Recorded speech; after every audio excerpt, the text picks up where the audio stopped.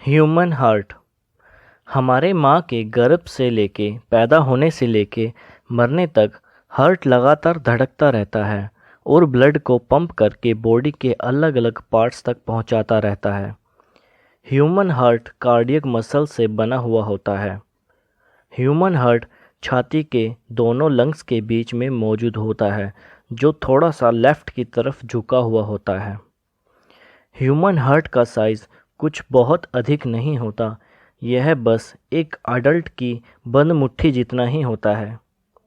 एक healthy human heart लगभग 72 से 80 बार एक मिनट में धड़कता है। इसका मतलब है लगभग 0.8 सेकंड में एक बार। हार्ट एक बार में लगभग 70 ml ब्लड बाहर की तरफ भेजता है। तो देखा जाए 70 × 72 यानी बीट्स पर मिनट्स, ये हो जाता है 5040 यानी लगभग 5 लीटर ब्लड पर मिनट। 70 ml की वॉल्यूम को स्ट्रोक वॉल्यूम कहते हैं, जो हार्ट एक बार यानी 0.8 सेकंड में बाहर भेजता है। 5000 ml या 5 लीटर ब्लड जो पर मिनट बाहर जाता है उसे कार्डियक आउटपुट कहते हैं। Human heart 4 chambered muscular organ होता है। ऊपर वाले हिस्से को एट्रियल और नीचे वाले हिस्से को वेंट्रिकल कहते हैं। एट्रियल के दो भाग होते हैं, left atrial and right atrial. इसी प्रकार वेंट्रिकल के भी दो भाग होते हैं, लेफ्ट वेंट्रिकल और राइट वेंट्रिकल। हार्ट के बीच में एक मस्कुलर वॉल लेयर होती है जिसे सेप्टम कहते हैं। यह सेप्टम लेफ्ट और राइट हिस्से को अलग अलग करती है, जो एट्रियल साइड से थिन होती है और यहाँ इसे इंटर एट्रियल सेप्टम कहते हैं। यही सेप्टम वेंट्रिकल साइड से थिक होती है, जहाँ इसे इंटरवेंट्रिकल सेप्टम कहते हैं। इसी तरह लेफ्ट साइड और राइट साइड के एट्रिया एंड वेंट्रिकल को भी एक वॉल लेयर सेपरेट करती है, जिसे एट्रियल वेंट्रिकल सेप्टम कहते हैं। राइट साइड के एट्रियल वेंट्रिकल सेप्टम पे एक ओपनिंग होती है जिस पर ट्राइकस्पिड वाल्व मौजूद होते हैं, जबकि लेफ्ट साइड के एट्रियल वेंट्रिकल सेप्टम पे बाइकस्पिड वाल्व मौजूद होते हैं। लेफ्ट साइड के वेंट्रिकल की ओपनिंग एओर्टा और राइट साइड के वेंट्रिकल की ओपनिंग पल्मोनरी आर्टरी में होती है। इन्हीं ओपनिंग पर सेमी लूनर वाल्व्स मौजूद होते हैं। यह सभी वाल्व्स ब्लड को एक ही डायरेक्शन में फ़्लो करने की इजाज़त देते हैं और ब्लड को बैक फ्लो से रोकते हैं। जब डीऑक्सीजनेटेड ब्लड बॉडी के अलग अलग हिस्सों से इकट्ठा होकर वीना कावा से होता हुआ एट्रिया में आता है, तब एट्रियल अपनी आराम की स्थिति यानी डायस्टोल पोजीशन में होता है। जब यह एट्रियल सिस्टोल यानी कॉन्ट्रैक्ट करता है तो लगभग 30% ब्लड फ्लो ज़्यादा करता है नीचे मौजूद राइट वेंट्रिकल में। यहाँ से ब्लड वेंट्रिकल कॉन्ट्रैक्शन के कारण पल्मोनरी आर्टरी से होता हुआ लंग्स तक पहुँच जाता है।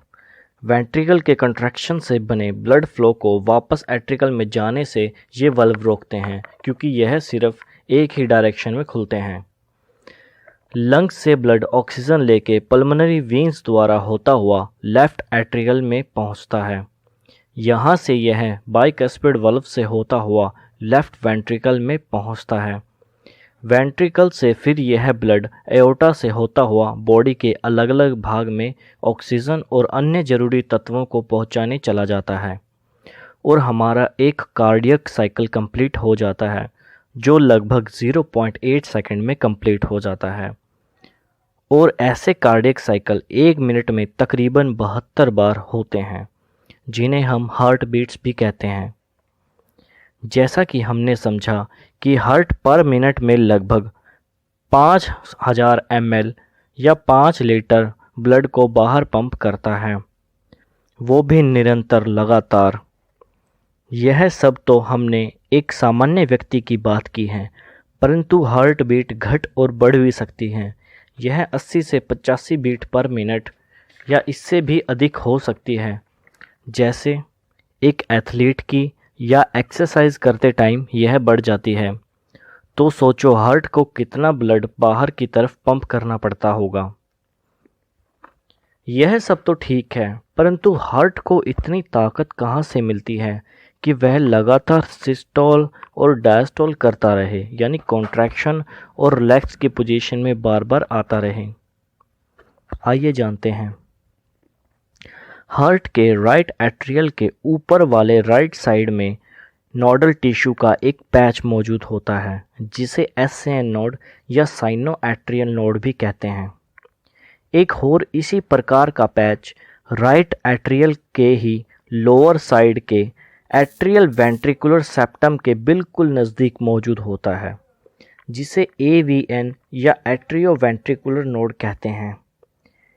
इसी एवीएन से फिर एक नोडल फाइबर्स का बंडल बाहर निकलता है, जो इंटरवेंट्रिकुलर सेप्टम के ऊपर से निकलता हुआ आगे दो ब्रांचेस में डिवाइड हो जाता है।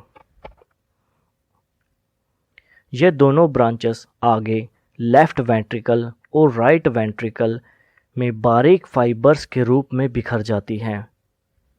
इन बारीक फाइबर्स या मिडनाइट फाइबर्स को परकंजी फाइबर्स कहते हैं। जब हार्ट अपनी आराम की स्थिति या कह सकते हैं कि डायस्टल पोजीशन में होता है, तब एसएएन नोड से एक इम्पल्स जनरेट होती है। इसी समय एट्रिया में वीना कावा से ब्लड आ रहा होता है। जैसे ही इम्पल्स या एक इलेक्ट्रिक सिग्नल एसएएन से निकलता है, यह दोनों तरफ के एट्रिया में मिनट फाइबर्स के थ्रू फैल जाता है और एट्रिया अपनी आराम की स्थिति से कॉन्ट्रैक्शन की स्थिति में आ जाता है, यानी कि सिस्टोलिक कंडीशन में आ जाता है। इस इम्पल्स के पैदा होते ही दोनों एट्रिया कॉन्ट्रैक्ट करके ब्लड को वेंट्रिकल में पहुंचा देते हैं। एसएएन नोड का ही एक सिग्नल एवीएन को एक्टिव कर देता है और एवीएन नोड से भी एक इम्पल्स जनरेट होती है, जो बंडल ऑफ हिस से होती हुई बोथ साइड के वेंट्रिकल पर मौजूद मिनट फाइबर्स या परकंजी फाइबर्स तक पहुंच जाती है।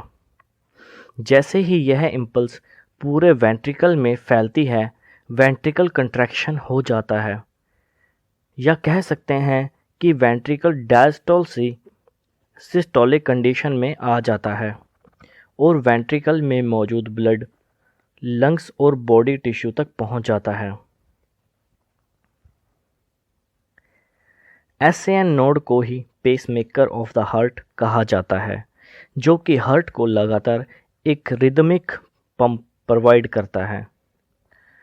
अब आप समझ गए होंगे कि जब हार्ट अपनी एक कार्डियक साइकिल जो लगभग 0.8 सेकंड में कंप्लीट हो जाती है, उसी 0.8 सेकंड के समय में यह सब कॉन्ट्रैक्शन और रेस्ट की स्थिति बनती है।